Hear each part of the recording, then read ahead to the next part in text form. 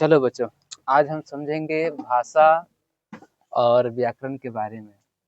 भाषा क्या है और इसके भेद, और व्याकरण क्या है इसके भेद में जानेंगे। तो सबसे पहले जानते हैं भाषा क्या है। देखो, भाषा का मतलब है जो हम बोलते हैं। अब कौन सी भाषा हम बोल रहे हैं वो डिपेंड नहीं करता, लेकिन हम बोल क्या रहे हैं वही भाषा होता है। जैसे भाषा वह माध्यम है, मतलब जिसके द्वारा मनुष्य अपने विचारों, भावनाओं और भावों को दूसरे तक बोलकर, लिखकर या संकेतों द्वारा व्यक्त करता है, वही भाषा कहलाता है। जैसे हम कुछ बोल रहे हैं तो तुम लोग सुन रहे हो। जैसे हम बोल रहे हैं ना, तो क्या सुन रहे हैं, तो ये बोलकर हम बता रहे हैं। लेकिन यही हम लिख कर, देखो ये लिखा हुआ है तो हम लिख कर समझा रहे हैं ना, तो ये हुआ लिख कर समझाना या बोल कर समझाना, वही क्या कहलाता है, भाषा कहलाता है। अगर आसान शब्दों में कहे भाषा का परिभाषा, तो विचारों की अभिव्यक्ति का साधन भाषा कहलाती है। मतलब जो भी हम विचार रखते हैं किसी व्यक्ति के सामने, वही क्या कहलाता है, भाषा। चाहे इंग्लिश हो, हिंदी हो, संस्कृत हो, मराठी हो, गुजराती हो, कोई भाषा हो, बस बोल कर हम बताते हैं या लिख कर बताते हैं या इशारों के द्वारा बोलते हैं, वह भाषा कहलाता है। अब आगे देखेंगे भाषा का कितना भेद होता है। तो देखो, भाषा का जो भेद होता है वह मुख्य रूप से 3 भेद होता है। मौखिक भाषा, लिखित भाषा, सांकेतिक भाषा, यानी कि संकेत भाषा। देखो, जैसे मौखिक भाषा जो है क्या है, बोलकर। मौखिक भाषा क्या होता है, बोलकर समझाना, बोलकर विचार व्यक्त करना। जैसे बातचीत करना, भाषण देना, संवाद करना, ये क्या होता है, मौखिक भाषा होता है। जैसे हम कुछ बोलकर समझा रहा हूँ, तो कौन से भाषा में बोल रहा हूँ, मौखिक भाषा में बोल रहा हूँ। मौखिक भाषा, हिंदी तो बोल रहा हूँ तो हिंदी तो एक लैंग्वेज हो गया, मतलब, लेकिन हम कौन सी भाषा मतलब बोल रहा हूँ, किस प्रकार की भाषा बोल रहा हूँ, तो वह है मौखिक भाषा। अब जो लिख कर जो हम आपको बताएंगे, जैसे हम यहाँ पर लिखे हुए हैं, विचारों को लिख कर प्रकट करना, मतलब जैसे मैंने अपना विचार यहाँ पर लिख दिया और आपको दिखा दिया, समझा दिया, तो क्या हो गया, लिखित भाषा हो गया। जैसे पत्र में लिखा होता है, पुस्तक में लिखा होता है, निबंध लिखा होता है, तो लिखित भाषा है। अब तीसरा समझो, संकेत भाषा। संकेत भाषा क्या होता है, संकेत का मतलब इशारा होता है। जैसे इशारों के द्वारा कुछ बात करना होता है, जैसे जिसमें संकेतों या इशारों से भाव प्रकट किए जाते हैं।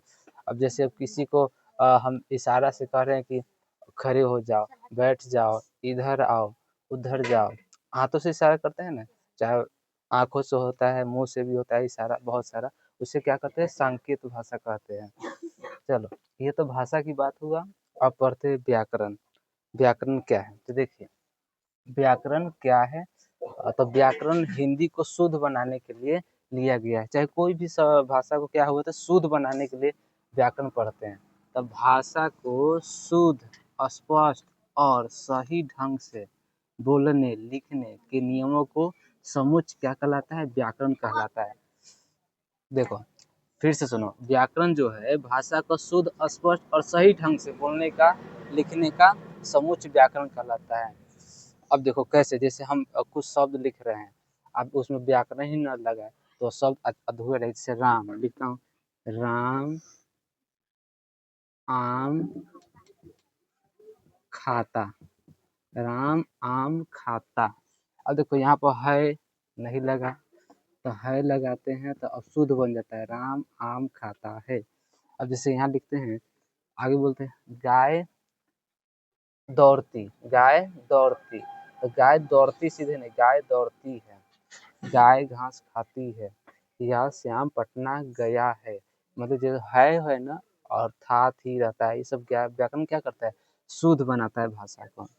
व्याकरण के मुख्य 3 भेद होते हैं, और इसी में सब व्याकरण हम पढ़ते हैं पूरे, और भाषा को सही बनाता है। जैसे वर्ण विचार हो गया, तो वर्णों और उनके उच्चारण, जैसे वर्ण कौन कौन सा होता है, अ आ हर्षई क च प ट, ये सब वर्ण होता है ना। तो वर्ण कितना प्रकार, 2 प्रकार का, स्वर वर्ण और व्यंजन वर्ण। तो वर्णों और उनके उच्चारण और लेखन के नियमों क्या कहते हैं, वर्ण विचार कहते हैं। मुख्य रूप से इसमें किसका किसका बात होता है, स्वर वर्ण, व्यंजन वर्ण का, मात्रा का, संधि का, और भी समास होगा, इसका अध्ययन इसमें करते हैं वर्ण विचार में। समझ गए ना। तो स्वर वर्ण क्या होता है, आ हर्षई दीर्घई ये सब होता है। व्यंजन क्या होता है, क ख ग च छ ज य र ल व ये सब होता है। मात्रा क्या होता है, आकार, हीरसिन, दीर्घिन, तारकुन, बार्जुन ये सब मात्रा होता है। हिंदी में मात्रा कितना होता है, 11 होता है। कितना होता है, 11 होता है। और स्वर वर्णों की संख्या कितनी होती है, स्वर वर्ण की संख्या खुद पता करना कितना होता है हिंदी में। व्यंजन वर्ण की संख्या भी पता करो कितना होता है, खुद से पता करके लाना। चलो दूसरा है शब्द विचार। अब शब्द क्या होता है, शब्द क्या है, तो देखो शब्दों की रचना, रूप और भेद का अध्ययन कहलाता है शब्द विचार। जैसे शब्द में क्या होगा, जैसे संज्ञा होगा, सर्वनाम होगा, विशेषण होगा और भी क्रिया होगा, क्रिया विशेषण होगा, यह शब्द विचार होता है। जैसे शब्द क्या होता है जानते हो ना, अक्षर अक्षर मिलकर शब्द बनता है। जैसे किताब हो गया, किताब क्या कहलाएगा, एक शब्द कहलाएगा। जैसे पौधा हो गया, पौधा क्या होगा, एक शब्द होगा। ओके, तो मतलब इसमें क्या होता है, पहले तो वर्ण हम लोग पढ़ते हैं, जिसमें मात्रा, हीरसिन, दीर्घिन, आकार ये सब पढ़ते हैं वर्ण विचार। लेकिन शब्द में क्या पढ़ेंगे, संज्ञा पढ़ेंगे, सर्वनाम पढ़ेंगे, विशेषता पढ़ेंगे। जैसे विशेषता मतलब क्या हुआ, जैसे किसी जो खास बताने, जैसे सुंदर, खराब, अच्छा।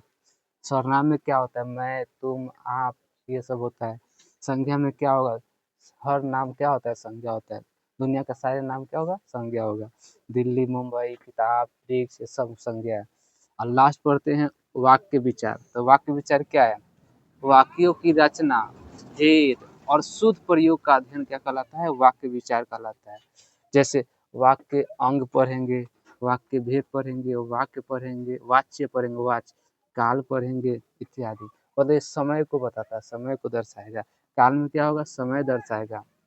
वाच्य में क्या दर्शाएगा, उसकी शुद्धता बनाएगा वाक्य को। वाक्य अंग होगा, मतलब वाक्य में कितने प्रकार के शब्द है वो बताएगा। वाक्य का भेद बताएगा कि वाक्य कहना क्या चाहता है, इस सब के बारे में जाने। देखो सीधा सीधा यह है कि व्याकरण मतलब भाषा को शुद्ध बनाता है। अगर व्याकरण ना होता तो हम लोग जैसे मैं, तब मैं ही हूँ, मैं कौन हूँ ये पता नहीं चले। जैसे मैं एक शिक्षक हूँ, तो इसमें व्याकरण छुपा हुआ है। जैसे मैं क्या हो गया, मैं विषय हो गया, मतलब मैं का क्या हो गया, मैं विषय हूँ। मैं क्या हूँ, तो शिक्षक हूँ, तो मैं एक शिक्षक हूँ। तो इसमें ग्रामर जुटा हुआ है, व्याकरण जुटा हुआ है। और डायरेक्ट सिर्फ हम हिंदी भाषा बोलेंगे, जैसे वो लड़का है तो सीधे बोलूँगा लड़का, तो लड़का सीधे बोलने से कुछ होगा नहीं।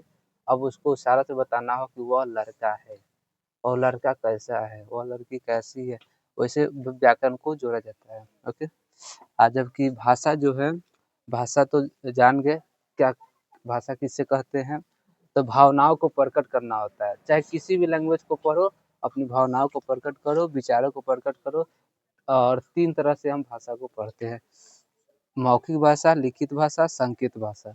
पहला है बोलकर हम अपना विचार प्रकट करेंगे, दूसरा लिखकर बताएंगे और तीसरा इशारों के द्वारा बताएंगे। ओके, तो अगले दिन हम पढ़ेंगे वर्ण के बारे में। अब शुरू से पढ़ेंगे वर्ण, संज्ञा, शब्द के बारे में। ओके, ठीक।